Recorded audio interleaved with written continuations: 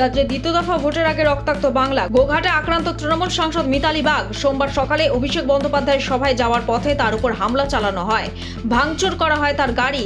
অভিযোগে তীর বিজেপি আশ্রিত দুষ্কৃতীদের উপর। গোটা শরীরে কাজবিদ্ধ হয়ে আরামবাগ মহকুমা হাসপাতালে চিকিৎসাধীন তিনি। এই ঘটনায় কড়া পদক্ষেপের নির্দেশ কমিশনের।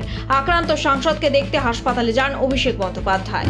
দ্বিতীয় দফার ভোটের আগে হিংসায় হিংসা, প্রচার ঘিরে উত্তপ্ত গোঘাট। তৃণমূল বিজেপি সংঘর্ষে জখম দুপক্ষে বেশ কয়েকজন, গাড়ি ও বাইক ভাঙচুর। এলাকায় উত্তেজনা, পরিস্থিতি নিয়ন্ত্রণে আনতে পুলিশের লাঠিচার্জ। বিজেপি কর্মীদের মারধরে অভিযোগ, প্রচারে গাড়িতে রড লাঠি এনেছিল বিজেপি।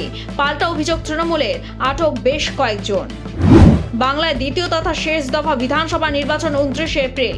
এর আগে 48 ঘন্টা দল বেঁধে বাইক চালানো যাবে না। সোমবার এমনটাই জানিয়ে দিল কলকাতা হাইকোর্টের ডিভিশন বেঞ্চ। তবে কেউ যদি বাইক নিয়ে হাওয়া খেতে বেরোতে চান তবে তাতে বাধা দেওয়া যাবে না বলেও জানিয়েছে আদালত। 6 মাস বাড়ল রাজ্য পুলিশের ডিজির চাকরির মেয়াদ। রাজ্য পুলিশের ডিজি সিদ্ধিনাথ গুপ্তের চাকরি মেয়াদ বৃদ্ধি। 30 এপ্রিল অবসর নেওয়ার কথা ছিল সিদ্ধিনাথ গুপ্তের। রাজ্য পুলিশের ডিজির মেয়াদ বৃদ্ধিতে কেন্দ্রীয় স্বরাষ্ট্রমন্ত্রকে প্রস্তাব। দ্বিতীয় দফার ভোটের আগে চিঠি আসে নবান্নে। গরমের ছ্যাঁকা থেকে স্বস্তির কথা জানালো আবহাওয়া দফতর।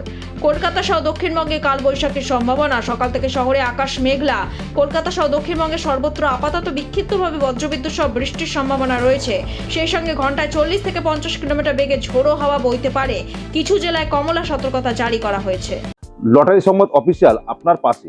আপনার লটারির দোকানের যে কোনো অনুষ্ঠান, নতুন দোকানের উদ্বোধন এবং যে কোনো রকম অনুষ্ঠানে আপনারা পাশে পেতে পারেন লটারি সংবাদ অফিসিয়াল চ্যানেলকে।